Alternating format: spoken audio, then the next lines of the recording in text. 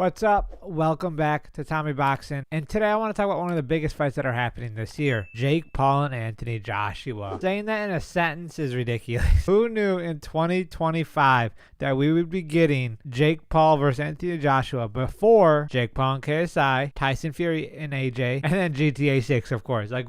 What a spectacle this is. This fight isn't real. I still can't process it in my head. This is ridiculous. I want to save my opinions because I want to get into it in a little bit here, but I have a lot of choice words for this situation. But anyways, to kind of lead in what I want to talk about is Jake Paul has been doing press, obviously marketing the fight, minus the promos, the professional promos made by Netflix and them. He's posted on Instagram, same with AJ, usual stuff they post on their socials, but he's been on other streams and done interviews. He was on Pat McAfee, then I believe he was on a Aiden Ross and Neon stream. I forgot whose stream it was, but they were both in it. And we saw some things that are concerning, to say the least. So I want to show those clips and I kind of want to talk about it. And then at the end of this video, I'm going to give you my prediction on the fight. Okay, so here it is.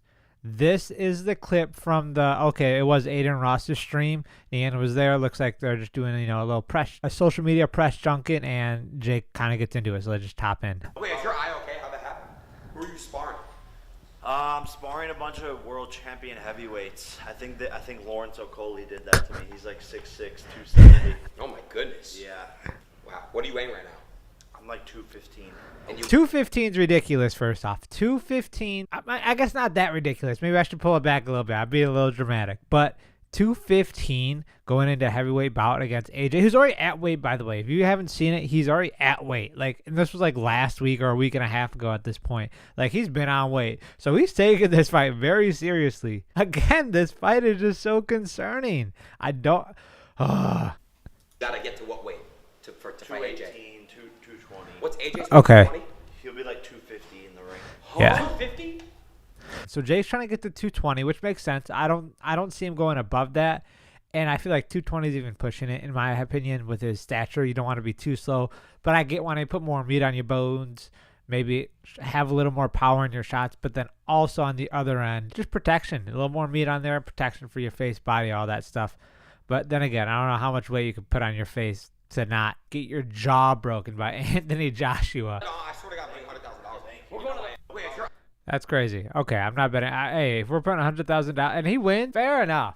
If he actually somehow wins this fight, what are the odds right now? I think it's plus 700 or plus 700 or something like that. If you actually know the odds, let me know in the comments below. But let's take a look at the black eye real quick. Right there, bam. Oh, what a zoom in. Yeah, that's a nasty shot. So if he's orthodox, it'd be a lead hook that Jake got caught with. I mean, at least it's not a right hand. That's AJ. I mean, then again, AJ has a great hook as well. But I believe that AJ's right hand, his straight two, a killer, an absolute killer. We've seen it time and time again. So, but then again, it's also sparring, so it happened. I don't think it's too concerning. A lot of people thought this would be a big concern, but I don't find it that concerning, truth be told. Yeah, he's going to get bruised up a little bit sparring heavyweights, and some great heavyweights in his camp, by the way, too. This one didn't concern me, but the next clip we're going to watch is what really has me concerned. All right, so this clip right here, he was on the Pat McAfee show, and again, it was about a 15-20 minute interview. We're not doing the whole thing. This is just a clip, because this is something I wanted to bring up. You broke your nose? Is this new? I'm seeing your nose. Your nose is that from the same show? More crooked, brother. Look at that nose, dude. Hey, if you guys have noticed, some of you have given the comments, my nose has been broken when I sparred. I don't know if you guys can see it, but this is all jacked up. My nose is jacked up. But Here's this camp. A guy by the name of Frank Sanchez. so Lawrence Okoli is giving him black eyes, and Frank Sanchez is giving him broken noses. What is Jared Anderson doing to this guy? Giving him broken ribs? They're all just taking turns on him on this point. Cracked it a little bit, so it definitely has a slight little something in there.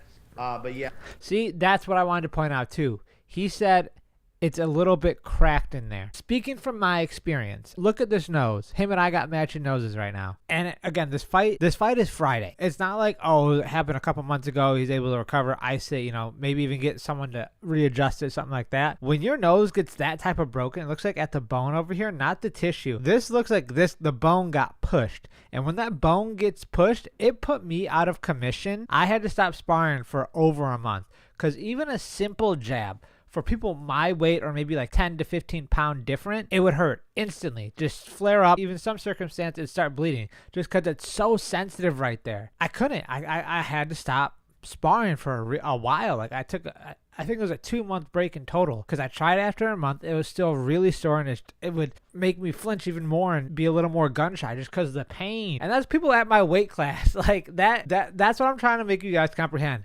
Jake is not a natural heavyweight. We are all in agreement with this.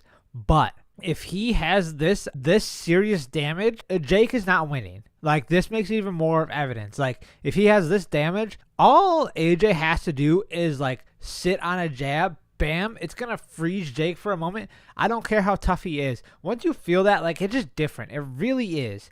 And then he's going to come with that too, and he's going to break his jaw. Like, that type of damage, it's not like, let me just ice it off for the day. Yeah, I had that same exact bruising because it was right here when it happened. Whatever this part of your nose is. This was the headbutt. It broke my nose. I heard it go, disgusting sound you hear during a fight, by the way, in your own body. Oh, he was already going in as like the world's biggest underdog. Having this type of damage on your face, you better have your defense on point. Do not drop any hands. Yeah, man, this is very concerning. Like, I mean, great camp, by the way. Way to pull everyone in for this camp. So, I mean, good on Jake. He's got the money. He's got the resources. So, I mean, he's getting the sparring in. He's getting that sparring in that he needs. So, I mean, no hate to it. I mean, good luck, brother. Ooh, this is scary. This is concerning. This is a genuine concern. Having that nose injury is extremely dangerous to go into this fight.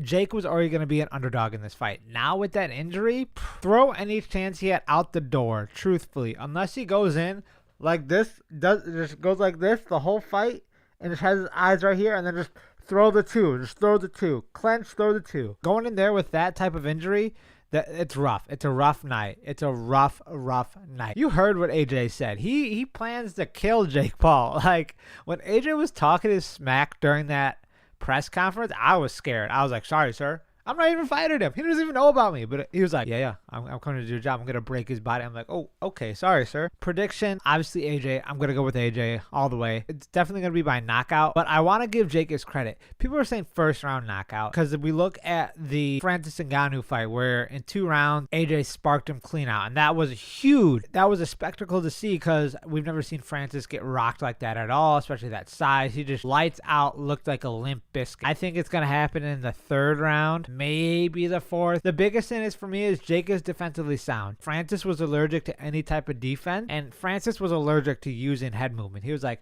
oh, my head's supposed to stay on the center line the whole time. But Jake, I think, is going to be very smart about this. He even said during that press conference, he said he wanted to score. So I think he's going to do a lot of movement. A lot of cardio is going to be taken in, which I think will be beneficial for him in the first couple rounds, be a cat and mouse type of situation, and Jake will be able to escape those couple rounds. But once it gets to 3, maybe 4, depends if AJ hits him clean during that time and Jake is really rattled. Jake's going to clench. He's going to move. He's going to do everything he can to not sit there and shoot back and forth. If he tries that, I would fire every coach he has and put them in a lawsuit. I would call Devin Haney's lawyers and say, we're going to sue you for attempted murder with the way you tried to train me for this fight. 3rd, 4th round, AJ, I don't think he's going to get him in the 1st round. He's going to read him, digest. Same thing he did in the fight with Ngannou. Didn't really do much, shot jab, see his reaction, stuff like that. Get all the notes he needs, and by round 2, 3, maybe, I don't know how Jake's going to be moving in the fight, so it's really hard to determine, but I see it happening within 4, max, really 3. 3 to 4 rounds KO for AJ. But that's all I gotta say about that, guys. I'm definitely gonna be tuning in. I'll probably post my reaction. If you want to see my live reaction, go ahead, follow me on Instagram, TikTok, all those good stuff. I'm excited for this fight. I'm also very nervous for Jake. As long as Jake gets knocked out healthily, if that makes sense, we don't see like a Frazier Clark broken jaw type of situation, we call that a win.